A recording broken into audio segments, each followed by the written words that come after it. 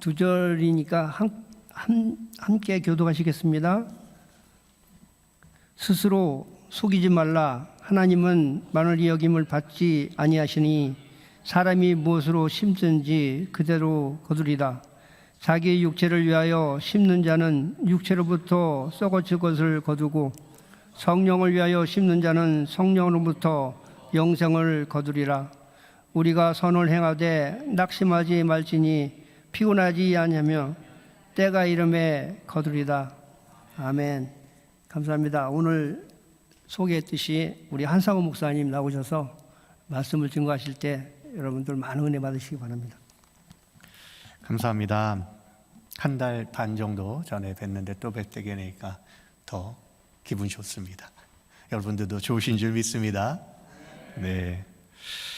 가을 단풍이 절경을 이루었다가 이제 조금씩 추세가 낙엽이 많이 지고 또 온전히 가을에서 겨울로 넘어가는 그런 과정 중에 있는 것 같습니다. 우리가 사는 이 버지니아는 많은 분들이 미국에서 그래도 살기가 가장 좋은 그런 주 중에 하나다고 얘기를 하는 것 같아요. 서쪽으로는 쉐난도 그 산맥이 1시간 조금 더 가면은 그렇게 절경을 이루는 그런 아주 좋은 하이킹 그런 산맥들이 있고, 또 1시간 또 동쪽으로 가면은 대서양 바다를 어디서나 볼 수가 있죠. 그래서 낚시를 하든 해수욕을 하든 바다를 보러 가든 언제든지 자기가 마음만 먹으면은 산이고 바다고 이렇게 갈 수 있는 곳이, 그런 곳에 사는 것도 큰 축복이 아닌가 합니다. 먹거리도 사실 풍부하죠. 버지니아가 여러분들 그 포도 아시죠? 그러니까 포도원, 와이너리가 가장 많은 곳은 캘리포니아 주입니다. 근데 두 번째로 많은 주가 바로 버지니아라 그러더라고요. 저도 몰랐는데 얼마 전에 알았어요. 이 기온이나 풍토나 그런 게 아마 포도를 재배하기 좋은 그런 조건이라서 그런 것 같기도 합니다. 또 버지니아가 또 땅콩도 유명하죠. 물론 그 조지아가 땅콩이 더 유명하긴 하지만 버지니아 땅콩도 크고 아주 맛있는 것으로 또 이렇게 유명하기도 합니다. 지금이 그래도 이제 추석을 지나고 먹거리가 계속 풍부해. 그럼 뭐 먹거리가 풍부하다 보니까 사람들 인심도 후해지고, 그래도 여유가 있고, 웃음기도 이렇게 많이 볼 수 있는 그런 때가 바로 가을이 아닌가 해요. 뭐 사과, 배, 감, 그런 뭐 가을 농사들, 올해도 아주 풍년이라서 여기서 사과들 갖다 주시고, 감도 뭐 집에서 딴 거라고 갖다 주시기도 하고, 그런 인심주의도 아주 후하시죠. 풍성하고 여유로운 그 가을날을 우리가 지나가고 있습니다. 한국은 예전부터 벼농사를 지었죠. 그래서 농경사회였습니다. 그러다 보니까 이 농사 짓는 것이 우리의 그렇게 피부로 잘 와닿기도 하고, 성경에 이 농사 짓는 얘기가 나오면 쉽게 우리가 이해할 수도 있는 그런 예화이기도 한 것 같습니다. 농부들이 봄에 나가서 파종을 하죠. 씨를 뿌리고 또 이렇게 뭐 여러 가지로 가꾸고 애를 쓴 후에 여름 땡볕에 나가서도 계속 또 이렇게 땀 흘려 수고를 하는 이유가 뭡니까? 바로 가을에 거두기 위함입니다. 가을에 거두기 위해서, 추수를 위해서 그렇게 수고하는 것이 아니겠습니까? 세상에 변치 않는 진리 중에 하나가 심은 대로 거두는 그것입니다. 콩 심은 데 콩 나고 팥 심은 데 팥 나지, 팥을 심었는데 콩을 기대하는 사람 아무도 없지요. 뭘 심었든지 농부가 뿌린 그 씨가 나중에 열매로, 같은 식물의 열매로 거둘 수 있는 그 소망과 기대를 가지고 그 힘든 농사를 해나가는 것이 아닙니까, 여러분? 인생도 마찬가지인 것 같습니다. 오늘 본문은 잠깐 본문 한번 다시 띄워주시면 감사하겠습니다. 스스로 속이지 말라. 하나님은 업신여김을 받지 아니하시나니 사람이 무엇으로 심든지 그대로 거두리라. 무엇으로 사람이 심든지 그대로 거둔다는 말씀입니다. 성경 말씀이잖아요. 제 말도 아니고 여러분들 말도 아니고 성경 말씀이시기 때문에 맞습니다. 진리이지요. 근데 처음에 스스로 속이지 말라 그러시죠? 이 얘기를 왜 시작하실까요? 사람들이 많이 속이기 때문입니다. 내가 심지 않은 것을 거두려고 하기 때문이고, 남이 심은 것을 도적질해오는 나쁜 그런 마음도 품고 있는 사람들이 세상에는 많기 때문에 이렇게 얘기를 하시지 않겠습니까? 자기 육체를 위해서 심는 자는 육체로부터 썩어질 것을 거두고, 성령을 위하여 심는 자는 성령으로부터 영생을 거두리라고 계속해서 말씀하십니다. 이것도 정말 진리인 것 같아요. 열매로 그 나무를 알게 되는 겁니다. 열매가 무엇이 나왔는지, 사과가 열렸구나, 사과나무구나. 배가 열렸으면 배나무고, 감이 열렸으면 감나무인 것이죠. 무엇을 심든지 그대로 농부는 거둘 수밖에 없습니다. 누가복음 6장 44절도 나무는 각각 그 열매로 하나니 가시나무에서 무화과를 또는 진레에서 포도를 따지 못하느니라고도 부연 설명까지 해주시죠. 썩어질 육체를 위해서 심는 사람, 그 인생을 그렇게 썩어질 육체를 위해서 애쓴 사람들은 썩어질 것을 거둘 수밖에 없는 거예요. 하지만 성령으로 심는 자, 영원한 것을, 영원히 변치 않는 것을, 영적인 것을 심는 사람들은 영적인 것을, 영원한 남는 것을 거둔다는 거예요. 언제 거둘까요? 이 세상에서, 혹 이 세상에서 거둘 수도 있겠지만 영원한 하나님의 나라에 가서 거기서 거둔다는 그런 말씀일 것입니다. 가만히 살펴보면은 이 성경에서는 인생을 추수에 비유하는 그런 여러 성경 구절들이 있는 것을 봅니다. 그 가운데서 한 목사가 가장 좋아하는 말씀이 요한복음 15장에 나오는 말씀이에요. 포도나무 가지 비유. 나는 포도나무고 아버지는 농부시고 우리는 뭐라고 하십니까? 포도나무에 붙어있는 가지들이다 라고 말씀을 하세요. 이 15장 말씀을 통해서 무엇을 깨달을 수 있습니까? 하나님이 누구신지, 우리는 누구이신지, 그리고 하나님과 우리들의 관계가 어떤 관계인지를 알려주신단 말이에요. 예수님이 포도나무시고 우리는 그 나무에 붙어있는 가지들이다 라고 말씀을 하시죠. 그러면서 과실을 맺지 않는 가지는 재버리신다고 말씀을 하세요. 자, 포도나무라고 얘기를 했단 말씀입니다. 수많은 과실수 중에서 포도나무를 예를 들어서 예수님께서 설명을 하세요. 포도나무를 가만히 생각해 봅니다. 잘 아시다시피 덩굴과에 속하는 그런 나무 아닙니까? 단단하지도 않고 크게 자라지도 않습니다. 만약에 포도나무에서 포도 열매를 제하고 생각한다면 아무짝에도 쓸데가 없는 게 바로 포도나무가 아니겠습니까? 땔감으로도 별로 그렇게 좋은 땔감은 아닐 겁니다. 회초리로 이렇게 깎아서 한다고 하더라도 금방 이렇게 휘어지고 부러지고, 그건 누가 쓰겠어요? 제목으로도, 배를 짓는 집을 짓는 제목으로도 사용할 수 없고, 오직 이 포도나무의 그 가치는 달고 맛있는 싱싱한 포도를 맺을 때, 그것으로 포도주를 담든, 포도 주스를 만들든, 포도 그냥 알갱이를 우리가 먹든 간에 맛있는 포도가 열면 그 포도나무는 성공하는 거예요. 그러면서 과실을 맺지 않는 가지는 재해버린다고 말씀을 하십니다. 하나님은 우리를 이 세상에 심으셨을 때 그냥 보고 즐길 만한 이 가을의 계절에 딱 보고, 와, 저 단풍나무는 빨간색이네, 이 은행나무가 아주 센 노랗네 하고 보고 즐기는 관상수로 우리를 심으신 게 아니라 열매를 맺는 과실수로 한 사람 한 사람을 이 땅 가운데 심으셨다는 것입니다. 하나님이 누구시라 그랬죠? 농부시라고요. 농부가 나무를 심을 때는 무엇을 기대합니까? 열매를 기대하죠. 그래서 앞서서 콩 심은 데 콩 나고 팥 심은 데 팥 난다고 얘기를 하신 거 아닙니까? 하나님이 사과나무를 심었는데 사과가 안 열려요? 그럼 재해버리시는 것이죠. 사과나무를 심었는데 엄한 게 열려요? 이상하다 하고 그 나무를 패버리시든지 하신다는 얘기죠. 우리는 하나님께서 심으신 그 열매를 얻기 위한 인생들로 각자의 삶의 터전에 심으셨다는 말씀입니다. 그러므로 우리가 육신의 장막을 벗고 누구나 하나님의 심판대 앞에 서겠죠? 그때 하나님께서 한 사람 한 사람에게 똑같이 물어보실 겁니다. 어떤 열매를 가지고 왔느냐? 내가 너를 어떤 나무로 심었는데 너는 어떤 열매를 가지고 왔지? 하고 물어보실 거란 말이에요. 그때 우리가 자신 있게 우리 등짐에 가득 이렇게 지고 왔는 그 인생을 통해서 하나님께 드릴 만한 영원한 열매들을 드려야죠.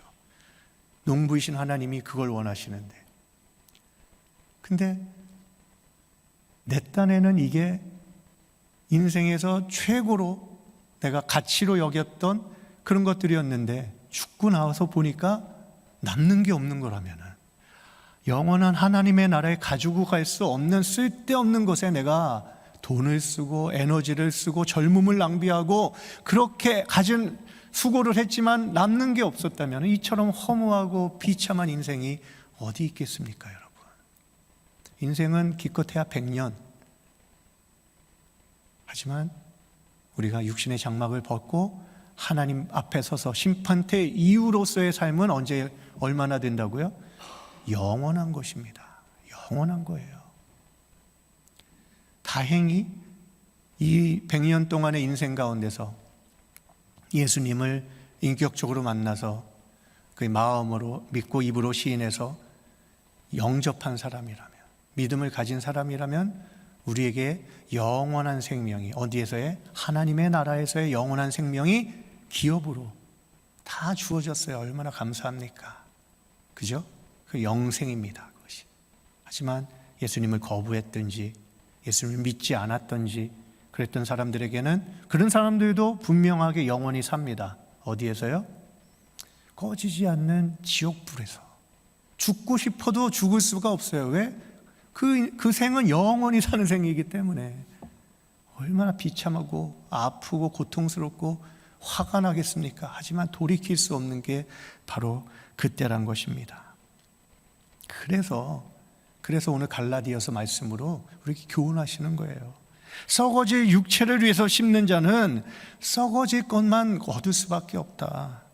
성령으로 심는 자가 영원히 남는 좋은 열매들을 농부이신 아버지께 가지고 갈 수가 있다고 말씀하십니다. 그러면은 이제 실제적으로 어떻게 하면 우리가 농부이신 아버지께서 기뻐하시는 그런 열매를 맺는 인생으로 살 수가 있겠습니까? 요한복음 15장 4절과 5절은 이렇게 말씀하세요. 내 안에 거하라. 나도 너희 안에 거하리라. 가지가 포도나무에 붙어 있지 아니하면 저절로 과실을 맺을 수 없나니 너희도 내 안에 있지 아니하면 그러하리라. 나는 포도나무요 너희는 가지니 저가 내 안에 내가 저 안에 있으면 이 사람은 과실을 많이 맺나니 나를 떠나서는 너희가 아무것도 할 수 없음이니라. 나를 떠나서는 너희가 아무것도 할 수 없다고. 왜 그렇게 말씀하실까요? 우리는 뭐라 그랬어요? 1절에 우리는 포도나무에 붙어있는 과지라 그랬는데, 우리가 포도나무에서 떨어진다면은, 그 나무에 붙어 있다가 떨어진다면은 우리는 아무것도 아니란 것이죠. 불쏘시개로나 쓸 수 있을까? 사람들에게 짓밟히는 그런 존재들이란 말씀입니다. 그러면 열매를 맺기 위해서는 어떻게 해야 되는데, 어떤 노력을 해야 된다고요? 별거 없어요. 붙어 있기만 하면 됩니다, 여러분. 가지가 나무에 붙어 있기만 하면은 저절로 때가 되면은 과실을 맺게 해주신다고요. 누가? 농부이신 하나님께서. 농사가 그렇잖아요. 농부가 그 새벽같이 일어나서 그 새벽잠을 눈 비비고 일어나서 아직 해가 뜨기도 전인데 가서 열심히 밭일을 하고 논일을 하고 하는 이유가 뭐예요? 결실을 위해서라니까요. 그렇기 때문에 때를 따라서 피를 뽑고 잡초를 제거하고 좋다는 그런 약을 치고 벌레를 잡고, 그거는 다 농부가 하시는 일이죠. 근데 우리가 왜 살아가면서 상처를 입고 화가 나고 또 교회를 떠나고 믿음의 자리에서 떠납니까? 내가 하려고 했기 때문이지 않습니까? 내가 열매를 맺으려고 노력하고 애쓰고 내 방법, 내 경험, 내 지식, 내 인맥 다 동원해서 하다 보니까 안 되잖아요. 나는 농부도 아니고 나는 나무도 아니고 나는 가지일 뿐인데 내가 하려고 하기 때문에, 내가 인생의 주인이 되었기 때문에 안 됐단 말입니다. 근데 그걸 몰라요, 사람들이. 괜히 남한테 그것을 원망하고 뒤집어 씌웁니다. 부모 탓을 하고, 배우자 탓을 하고, 자녀 탓을 하고, 교회 탓을 하고, 목사님 탓을 하고, 이 교회에 있는 나하고 사이가 안 좋은 저 사람 탓을 하면서 내 지금 비참하게 꼬인 인생을, 내 이렇게 막 뒤틀린 믿음 생활을 원망하고 불평하면서 산단 말입니다. 그거는요, 그런 마음은 어김없어요. 하나님으로부터 온 것이 아니라 사단으로부터 온 마음입니다. 원망하는 것, 불평하는 것, 남을 미워하고 남 탓하는 건 다 사탄으로부터 온 마음들이에요. 도적이 온 것은 도적질하고 죽이고 멸망시키고 나누게 하기 위해서 도적인 사탄이 우리 마음을 빼앗아가는 것이죠. 내 경험과 지식으로, 내 힘과 의지로 하려고 하다 보니까 문제와 갈등이 쌓일 수밖에 없습니다. 계속 그러다 보면 사람은 지치기 마련이에요. 번아웃 됩니다. 다 포기하고 싶어지고요, 다른 곳 찾아가고 싶어 합니다. 아니면은 잠깐 쉬고 싶어 해요. 예배 자리에서 떠난다든지, 기도하다가 기도에 무릎을 꿇는 것도 피곤하다고 내일 하지, 모레 하지 미뤄놓다 보면은 결국 그 영이 메말라 가는 게 아닙니까? 사단이 좋아하는 일을 하는 거죠. 사단은 어떻게 해서든지 하나님께 가까이 있는 우리들을 멀어지게 하려는 그런 존재이니까요. 넘어가서는 안 됩니다, 여러분. 마음을 뺏기지 마세요. 여러분, 또 한 가지 주의할 점이 있습니다. 내 안에 거하라는 말씀. 하나님은요, 우리의 껍데기를 원하시는 분이 아니에요. 하나님은 우리의 마음 중심을 원하시는 분이시죠. 우리의 마음을 원하시는 분이시란 말씀이에요. 많은 사람들이 예수님을 처음 믿었을 때 너무너무 뜨겁습니다. 너무너무 기분도 좋고 교회 열심히 다니고 예배의 시간을 기다리고 기도의 무릎도 열심히 꿇고 이렇게 성경 말씀도 달고, 송이꿀보다 더 달다고 한 그 표현이 딱 맞는지 그랬던 적이 있었는데, 점점 시간이 지르면서, 신학 시간이 지나면서 슬금슬금 세상에 내 마음을 빼앗기게 되는, 그리고 내가 주인된 삶을 살아가면서 우선순위에서 하나님을 밀어내기 시작해요. 내 자녀가 하나님의 자리에 올라가 있기도 하고, 내 일이 하나님의 자리에 올라가 있기도 하고, 때로는 내 취미 생활조차도, 골프 치는 것, 등산 가는 것, 낚시하는 것, 나가서 영화 보고 뭐 그렇게 사람들 만나는 것과 더 하나님의 일하는 것, 하나님 사람들과 모여서 성경 공부하고 예배하는 것보다 더 우선순위에 올라간단 말이에요. 안 되죠. 하나님은 마음을 원하시는 분이신데. 여러분, 탕자의 비유를 기억하시죠? 탕자의 비유에 나오는 맏형, 탕자 말고 탕자의 형은 아버지를 떠났던 적이 한 번도 없습니다. 그죠? 성경 그대로 읽어보면은 항상 아버지와 그 몸은 함께 있었어요. 그 마음은 어땠을까요? 마음은 떠나 있었어요. 아버지의 마음을 헤아리지도 않았고 헤아리고 싶어 하지도 않았습니다. 그렇기 때문에 아버지는 오매불망 집 나간 막내 놈만 돌아오기를 기다리면서 항상 문을 열어놓고 저 먼 동구만만 바라보고 계신 그 모습을 보면서, 아버지의 마음이 동생에게 있구나. 아버지의 마음을 헤아렸다면은 자기가 발벗고 나서서라도 동생을 찾아왔겠죠. 그런 일을 했습니까? 안 했어요.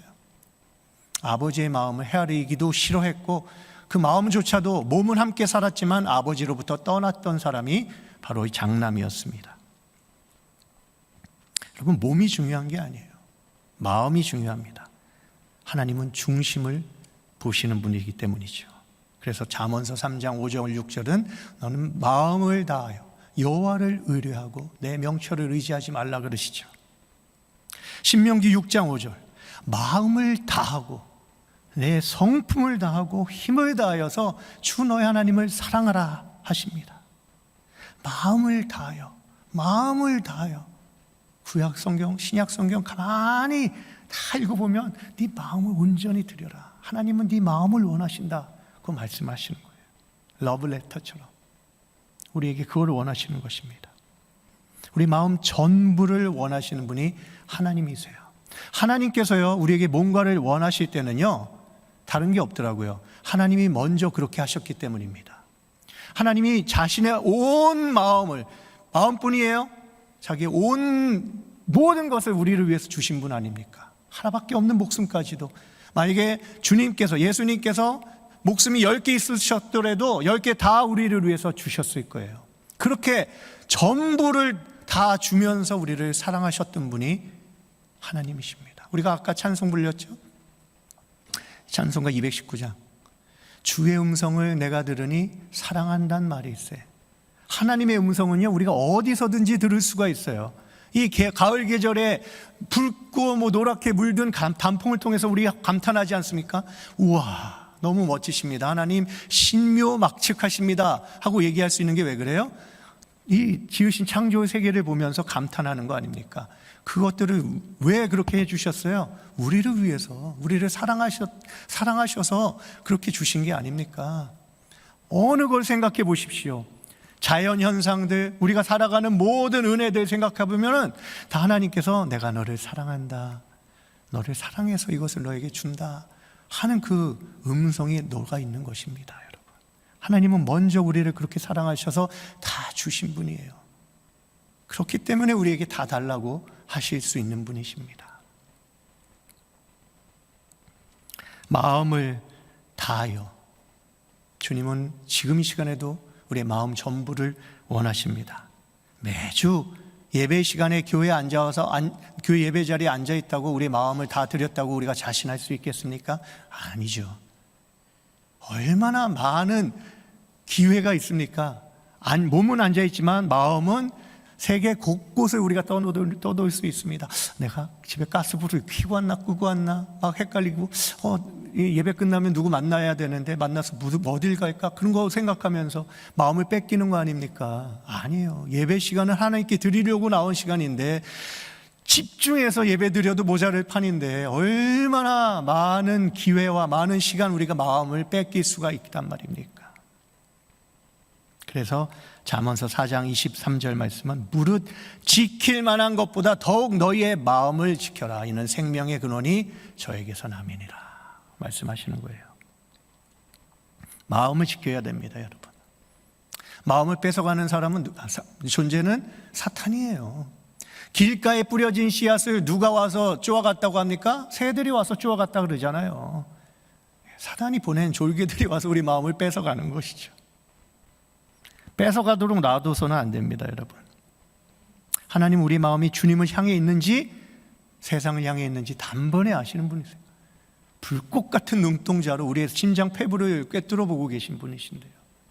어떻게 우리가 하나님의 눈을 속일 수 있습니까? 예전이나 지금이나 하나님의 눈은 온 땅을 두루 감찰하시면서 전심으로 자기를 찾는 자를 찾고 계십니다. 우리가 그 한 사람이 되어야 되지 않겠습니까? 그럼 어떻게 하면 실제적으로 우리의 몸과 마음과 힘을 다해서 주님을 사랑할 수가 있을까요? 그 사랑을 주님 앞에 표현할 수가 있을까요? 마음을 다 드릴 수가 있을까요?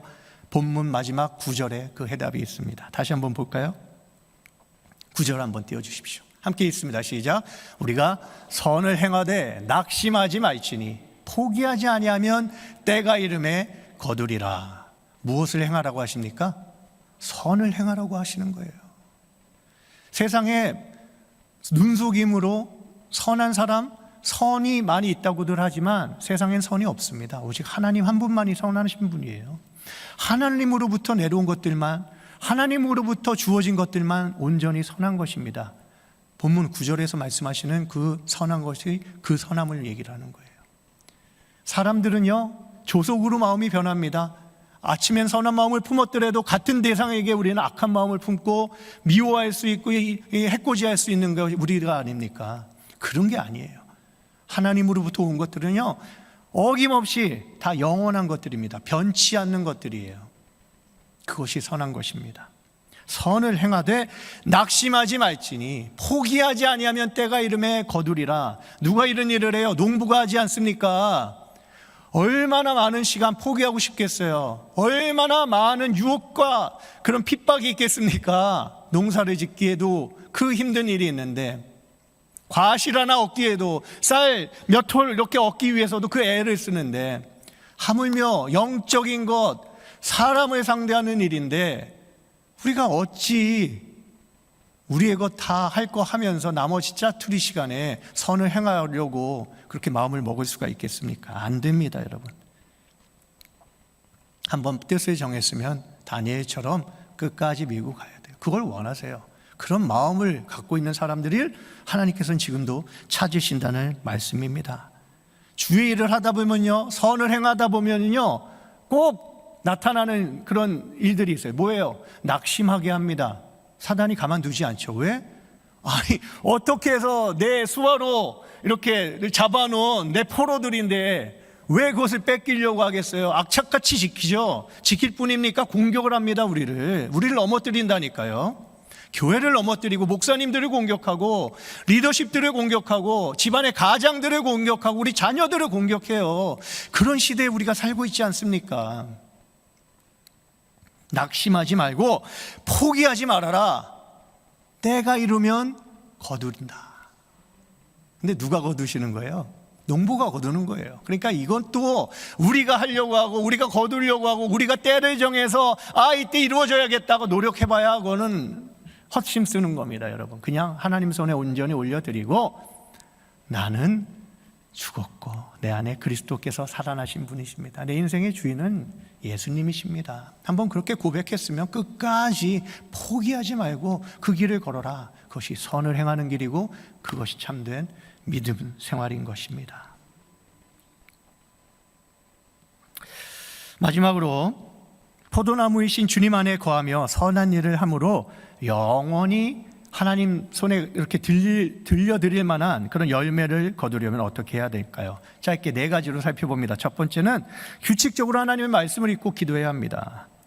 시간과 장소를 정해서 위로부터 공급되어지는 그 은혜를 우리가 받아야지 뭔가 옆으로도 이렇게 나눌 수 있지. 아무것도 공급된 건 없는데 내 직분이 이렇다 보니까 내가 교회 연륜이 이렇게 살고 이렇게 오래 믿었고 하다 보니까 뭔가 나눠주고 이렇게 하는 척이라도 해야 되는데 뭐가 나가겠어요? 들어있는 게 없으면은 다 내 것만 나가겠죠. 육신의 것들만 나가겠죠. 그것으로 인해서 갈등이 생기고 더 아파지기 마련입니다. 안 됩니다, 여러분. 내 것으로 해서는 절대로 안 됩니다. 영원한 것, 진짜인 것, 정말 선한 것 하나님으로부터 공급받아서 그 힘으로, 그 은혜로, 그 사랑으로 우리가 나눌 때 거기에 진정한 구원의 열매, 영원한 열매들이 맺힐 수가 있는 거예요. 예수님도요, 새벽 미명에 또는 밤을 맞도록 기도하러 한적한 곳을 찾으셨던 거 기억하시죠? 예수님도 그렇게 하셨는데 우리가 뭐라고 안 합니까? 새벽 예배를 사모하십시오, 여러분. 할 수 있는 대로 집에 한 곳을 정해놓고 이곳은 하나님과 만나는 곳, 시간과 장소를 정해서 하나님께 그 시간을 드리고 마음을 드려보십시오. 분명히 하나님으로부터 은혜가 항상 있게 됩니다.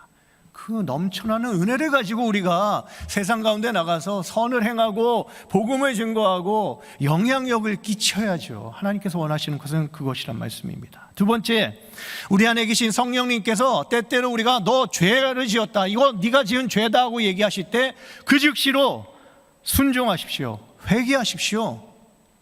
하루에도 얼마나 많은 시간 우리가 나쁜 생각을 품습니까?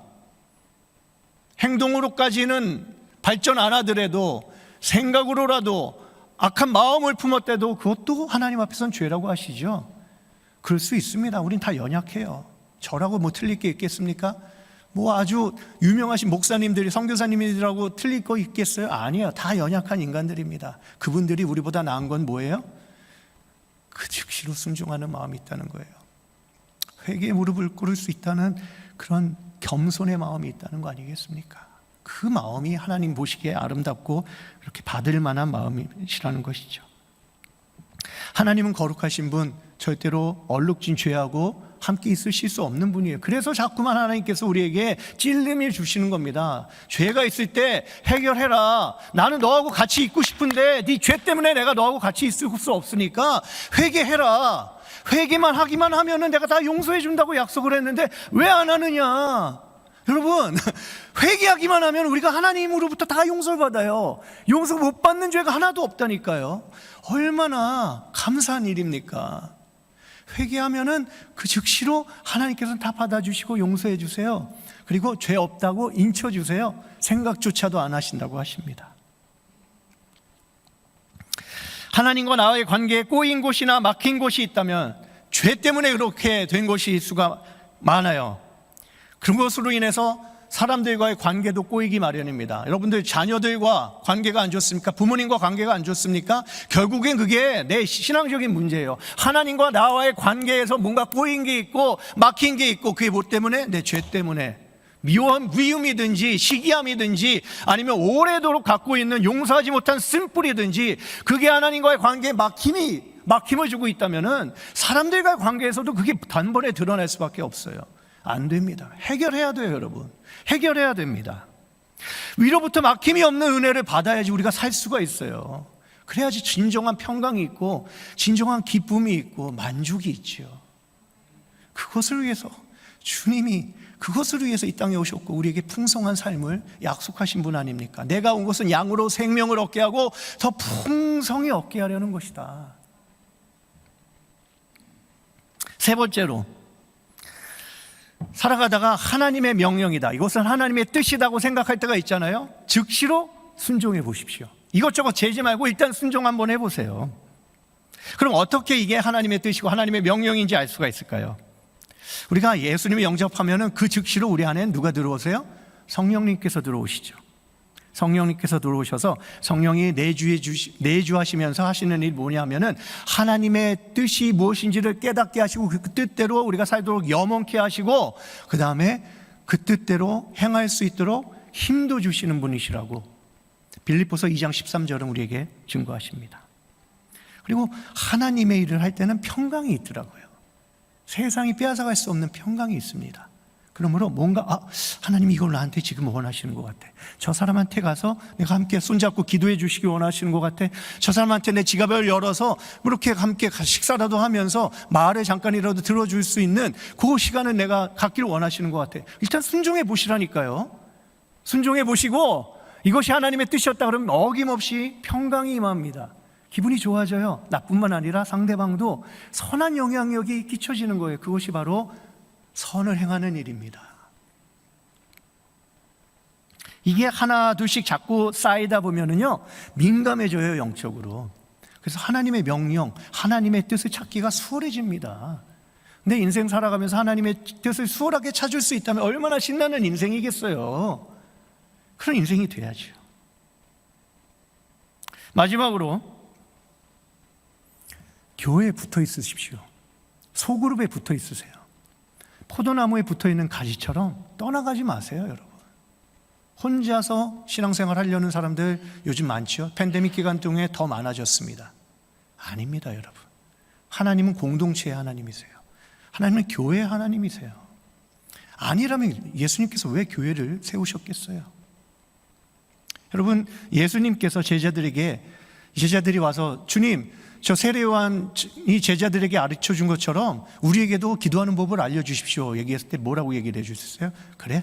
내가 알려주마 하면서 주기도문을 알려주셨잖아요. 처음에 어떻게 시작합니까? 하늘에 계신 뭐라고요? 하늘에 계신 우리 아버지, 공동체의 아버지시라니까요.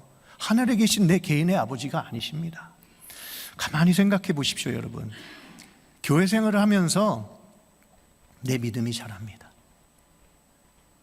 역설적으로 말해서 교회 말에도 교회 생활을 하면서 내가 상처도 받죠. 맞습니다. 그게 자라는 거예요. 아이들이 자랄 때 성장통 있지 않습니까? 아프죠. 열병도 나고 감기도 걸리고 때로는 좀 심한 병도 걸리면서 그렇게 자라나가는 거 아닙니까? 그렇게 몸도 마음도 영혼도 자라가는 게 성장통이죠. 두 가지 페인이 있죠. growing pain과 dying pain입니다. 한 40대까지는 계속 growing pain을 우리가 이렇게 겪으면서 지나가는 것 같아요. 근데 45세 딱 정점을 찍고 나서는 그 다음부터 우리의 육신이 쇠해가면서 dying pain이 찾아옵니다. 아침에 일어날 때 아이고 허리야, 아이고 목이야, 아이고 삭신이야, 그렇지 않습니까? 그건 dying pain이에요. 여러분, 우리 영혼도 마찬가지예요.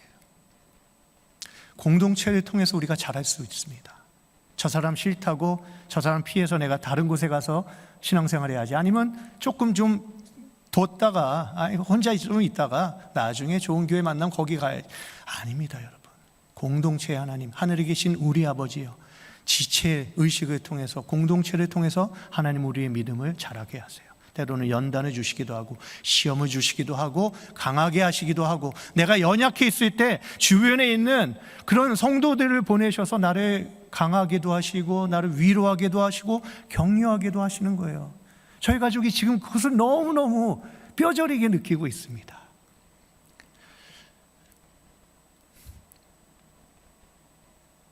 저하고 우리 집사람만이었다면 정말 저는 오래전에 포기하고 그냥 손 놨을 것 같아요.